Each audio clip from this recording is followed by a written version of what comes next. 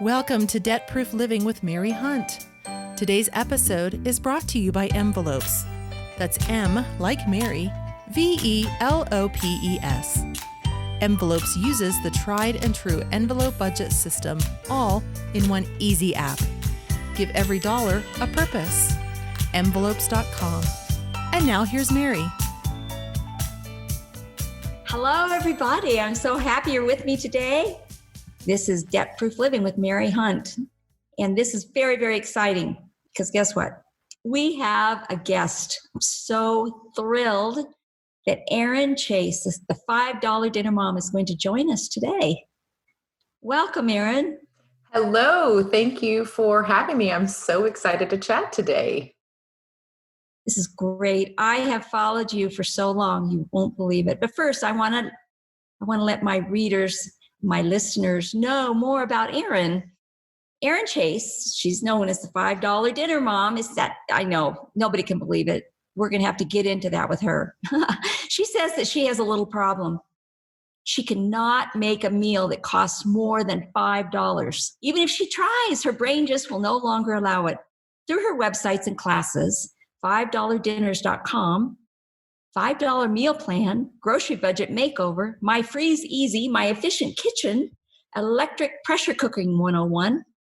Erin now is on a mission to help us spend a whole lot less of our hard-earned money on groceries.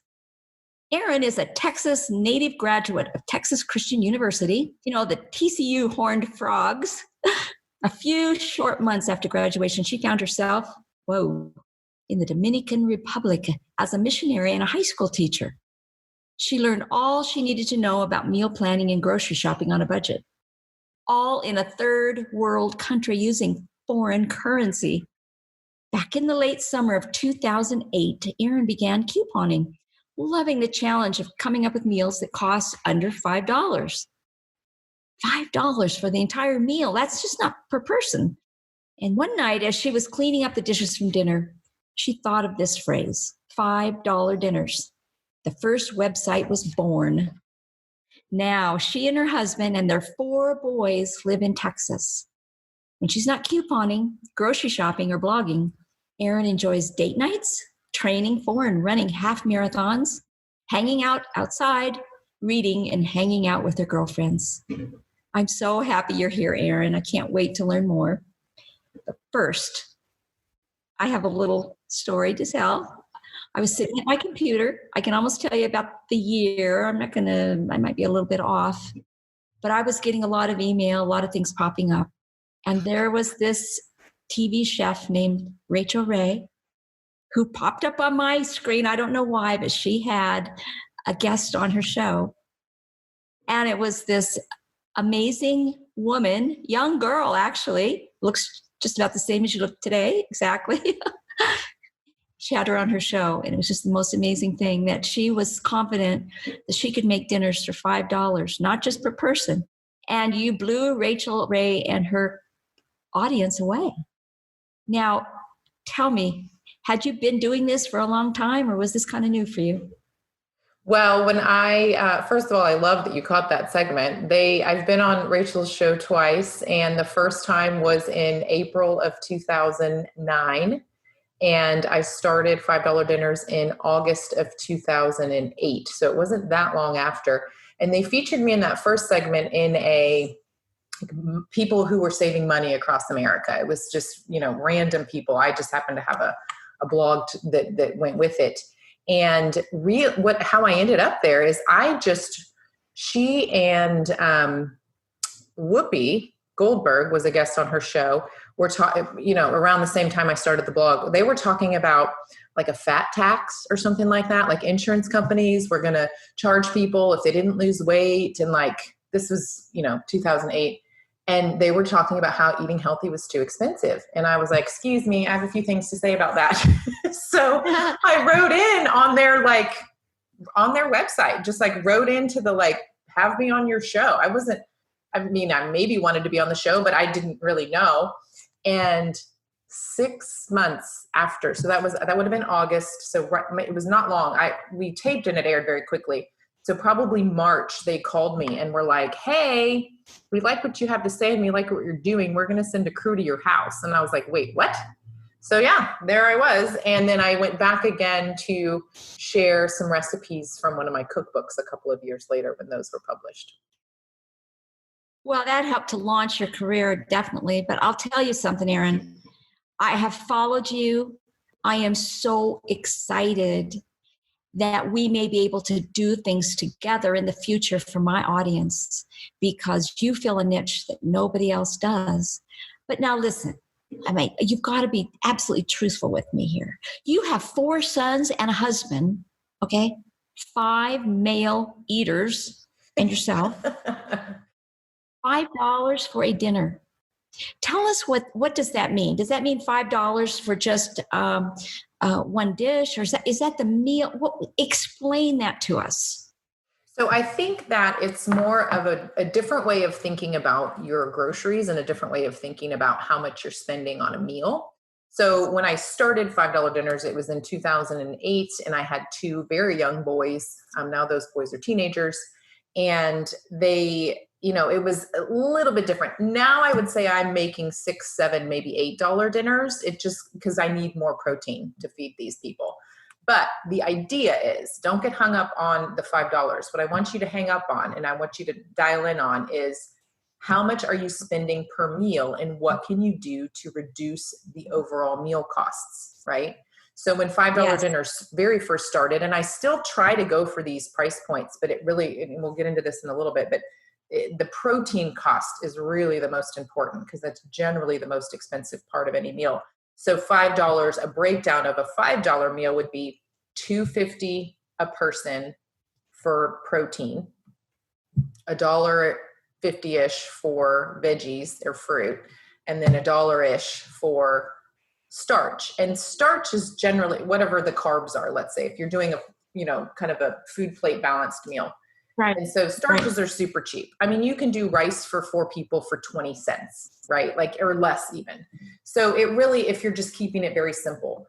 And that's what I want you to think about. I want you to think about, what can I do to reduce costs on kind of around your plate, if you will. And the easiest to start with is the meat, because that's also the most expensive. So I think it's the most important to start with. And I think that's what I want you to do. I want you to say, okay, I'm going to think about my meals. I'm not going to spend more than, maybe you need to do $10. Maybe it's $8. Like for me right now, it's 8's the max, but I try to get it closer to 5 or 6. I think it's all about balance too. So if you do have like a more expensive meal, we really love salmon. That's just that's probably our favorite seafood across the entire family. And so if I'm going to put salmon on the menu one week, then I'm also going to do like a big old rice and beans that week as well. Does that make sense? So it kind of balances out that way too. I love this. And I have enough questions to ask you for 1,000 more podcasts. I mean, my brain is just overflowing, because not only do I have my own questions and what I want you to tell my audience, I have my email inbox that is just loaded with people who are hungry, no pun intended, to learn how they can do better with their money. And so I want them to know you. I want them to find you. We're going to do everything we can in our power going forward to make sure that they can do that. So I just have a couple of really fun questions for you. Maybe not so fun, but they'll be fun for us. Tell us the details. Do you shop like once every year and get everything all at once? Or do you do it every day or every week? Do you have a plan? Do you go to many, many stores? I'll stop it there. I think that you have to find the right cadence for yourself. And I don't want to say you have to do it this way, because there's lots of personalities and lots of scenarios. Some people live in the country and really can only get to a good store once a month kind of deal. My personal shopping MO, and it has been this way for almost the entire time of my $5 dinners life, is weekly shopping with one warehouse run, which I think I've been a warehouse store member for maybe 8 years now. One of those about every 6 weeks. So I'll go to the warehouse store every 6 weeks, maybe 5. It kind of depends on this. During this pandemic time, it's been a little bit more frequently, but then I'm getting less at the grocery store. I've kind of shifted it around a little bit with the whole stocking up sort of scenario that we're currently in. But typically I prefer to get groceries once a week, get the fresh produce, meat most of the time comes from a warehouse store, but then I'll sometimes mix it in from the grocery store. It really kind of depends on what's on sale, and how I'm doing freezer meals is what it really comes down to for me, is when it's happening. So really for me, it's a cycle of weekly meal planning mixed in with kind of a freezer meal setup once-ish a month, every 5-6 weeks, depending on when I'm doing my warehouse store run. And so that's been my cadence, because that works really well for me, both my personality, with my schedule, with the sales cycles, and all of those things just kind of fit to that particular cadence. Depending on your situation, we've heard a lot from people that the going once a week is not enough. And so we also recommend doing like every 4-ish days, every 3 to 4 days. So maybe twice a week shopping. And in that case, you would want to be really a lot more granular with what you're buying so that you don't start overbuying. Does that make sense? And so you just have to be really mindful about when you do make a change like this in the way that you're shopping for food, being mindful that it's working for you and you're not overspending, and it's kind of not working against you, if you will. And, I personally experienced that this last couple months with having to shift both budget dollars and the way I shop, with the whole stocking up thing and not going out to eat anymore and all those different things. It's kind of shifted around. But I was very mindful of that shift happening, and I'm very mindful that it's already shifting back to my typical cadence. And so I really think you've just got to consider, those different factors and make your food dollars and your time shopping, whether that's planning and putting in a grocery pickup order, or getting into the store and buzzing through it as fast as you can, with your mask on and your sanitizer in hand, whatever it is.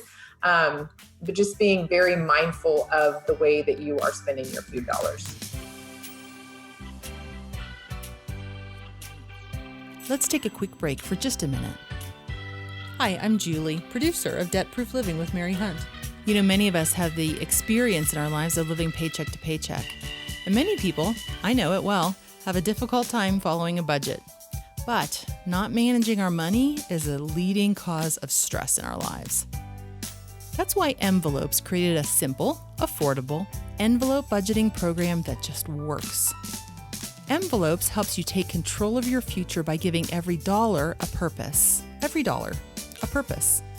People who use Mvelopes see monthly savings of 10% of their spending within 6 weeks of getting started, and they report less anxiety. Now, currently, Mvelopes is extending their free trial to 60 days for all of their subscriptions, so there's never been a better time to start on a new path. Just click the link in the show notes and sign up today risk-free. Okay, now let's get back to our conversation.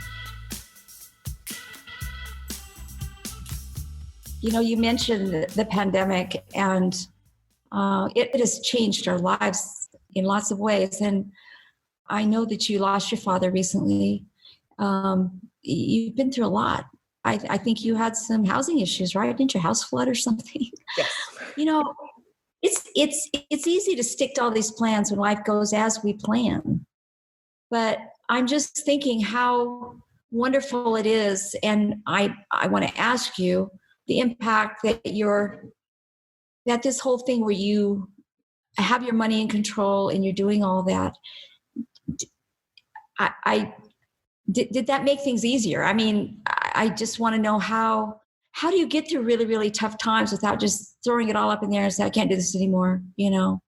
I can't stand this budgeting thing anymore. I mean, how have you gotten through this? Well, oh goodness, how long do we have? Yeah, we have had a very rough 6 months. Our house flooded, 6 months ago this week. And then I lost my dad unexpectedly a couple months after that. And then the pandemic hit the following month. And so it's just been a very, grief-ridden on multiple levels. The loss, we didn't lose anything in our house per se, but just the loss of routine and the loss of we had to move into a rental home. So being somewhere else, that's that. And then of course, grief from losing my dad that's still obviously going on. And then of course the grief of just losing our lives, everybody, however if the pandemic affected you, everybody was affected in some way. And I think that,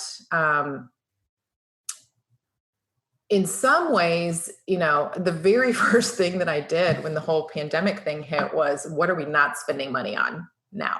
That's the very first thing I wrote down. Like maybe we're a week in or so. And I finally cued in of like how things are changing. Things are changing very fast. What are we not spending money on? We're not going out to eat. We're not buzzing through drive-thrus. We're not picking up a snack at the gas station, like all these different things. I wasn't going to the gym. And so that was the first thing that I did. And I think that what ultimately it comes down to, both on the money level and on the just like get me through the day level, really is two things, is grabbing the silver lining, whatever that may be. So with our house, the silver lining was I got pretty much a whole new house. Mostly covered by insurance. We did a couple of new upgrades, but it was very clear to me very quickly that despite there was water everywhere and my rugs were soaked and gross, and I could still see that we would be getting a new house out of this, and with my dad, not restored. There were never any bad relationships, but just renewed friendships and relationships with my siblings and family members. Such a gift, even despite all of the grief it was very dramatic and traumatic the way that it all happened so quickly and unexpectedly. So I think that even in the midst of the trial, let's say, you've got to grab the silver linings. And so, pandemic, it's okay. Now I have more time to spend with my kids. Like we have two teenagers, teenagers they get a bad rap, but it's been such a gift getting to spend time with them in a way that that even just actually not long ago, I thought, okay, we're going to have a driver soon. And I remember as soon as I started driving, I was like, bye, like I got places to go and people to see. Right. And so I just kept thinking, I've only got a couple months left with this kid before he's really setting into that independence business. And so I think that, I sit in the feelings and I sit in the grief a lot. There's a lot of resting. There's a lot of stillness that happens. But I think that in all of that, being able to focus on the positive and be able to grab onto the things that I'm really grateful for, and being able to see the positives, even in there were many times where I wanted to throw my hands up with the kids having to do school at home and, all the trying to work. But I saw this is an opportunity that I need to redefine my work schedule. And I redefined my entire work week. I've never worked weekends ever. No, thank you. I'm good. I don't want to work the weekends. I have worked every single weekend since spring break week. Well, since the pandemic started, but that's because I wasn't working in the mornings and I had to shift it around. And so I think it's being able to recognize and be willing to adapt and change quickly. And then of course, kind of grabbing and focusing onto the silver linings. I don't know that has a whole lot to do with money, but I think that it, when we're in a hard time, when we're in an emergency situation, right? We just moved back into our house. There was a hailstorm 5 days after we moved into our house. We have to get another new roof. We just got a new roof 4 years ago. So it's just like, okay, all right. But there's, other plans that we had with our house and with our finances. Hold please. We got to get a new roof first. And so you just have to be, I don't know, kind of got to go with the punches and got to make tough decisions and got to wait on things. And also grateful for, our contingency fund, and grateful for, my husband and I both work from home on the internet, have been affected a little bit, but grateful to not have had a job loss. Grateful to my husband's business. He lost a few in-person events and classes, but really he's been able to just shift his focus too onto the other kind of side of his business that wasn't, dealing with live in person. So it's really, I guess all of that. I couldn't agree with you more, Erin. And while maybe, you teach about food and budgeting and all that kind of thing, and I'm kind of similar, the whole thing about money. I have come to believe that money is so important to us because it's very important to God. I think it's absolutely true that that's how God cares for us. He doesn't drop the clothes out of the sky and, the food doesn't show up on the front step. I mean, the conduit is God. He sends money into our lives and asks us to be good stewards of it. And for what you have gone through is horrific. But I think that because you know how to plan and that you are prepared and you haven't spent every single nickel and faced the pandemic just out of despair, that is coming through. But and I think for all of us, I think everyone listening to me, we've all gone through this. And I think that it's very much like mourning. I have not faced in the past few weeks what you are, but I think there are stages of grief. And for myself, I know I was devastated when they shut everything down and my grandkids couldn't go to school anymore. And it was so sad. I mean, I wept tears of just sobbing what has happened. And then I go through, I'm sorry to say, but I think it's part of it. I've gone through a real angry stage as well. Yeah, I have a quick question for you, Erin. One of the things that the quarantine has given us is a lot more time with our family and a lot more time to do projects with each other and to really spend time together. And if we could just talk a little bit about what's coming up for you and what moms and grandmas and dads and grandpas or aunts and uncles can do with their kids in the kitchen, that would be, we'd love to hear it. So can you tell us more? Yeah. So the week of spring break, March 9th, 10th, 11th, I don't know, somewhere in there, when the whole, quarantine was being talked about and it hadn't really started yet, I was at the gym and I kept thinking, if school gets canceled, what am I going to do with my boys? I was on the treadmill for half an hour and I couldn't stop thinking about it. And right towards the end of my run, I was like, kids cooking show live on Facebook. And I was like, okay. So I get home and I am actually leaving to go with my friend to their ranch, River House, for the weekend of spring break. We've done that for many years. And I was like, I better put something about this on Facebook. So, because we're going to start on Monday, because by that point in the afternoon, our school had just announced that they were canceled. So I put it on Facebook.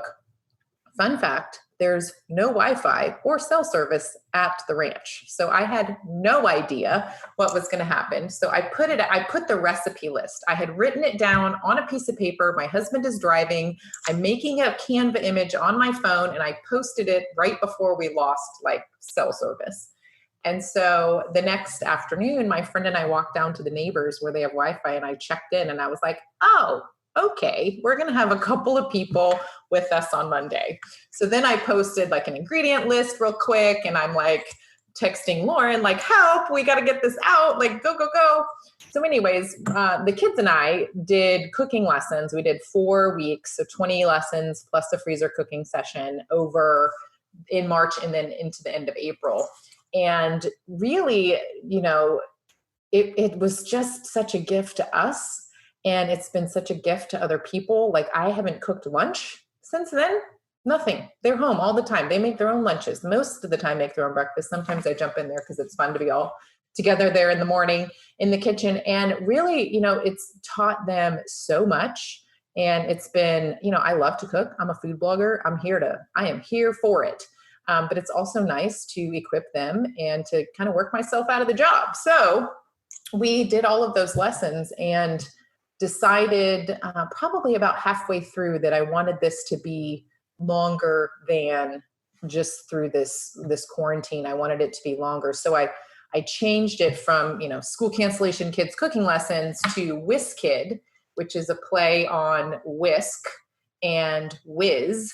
So I want your kids to be whizzes in the kitchen, and I want to help them cultivate kind of a lifelong love of cooking and feeding themselves, and really just starting with recipes that are both kid-friendly and budget-friendly and simple to make, but also have kind of cooking strategies that would apply to other types of recipes, like a skillet meal. When you know how to make a pasta skillet meal, which is kind of like a homemade sort of hamburger helper, you can make dozens, hundreds of different things with just that strategy. So that's what I want to do. So we turn that into a curriculum and a workbook and a guidebook that we have with stickers, which I'm super excited for the stickers. I know I'm such a nerd.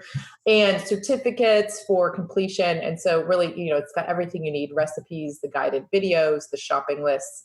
And the videos are essentially, I'm teaching my boys in my kitchen in the same way as if I'm also teaching your child in your kitchen.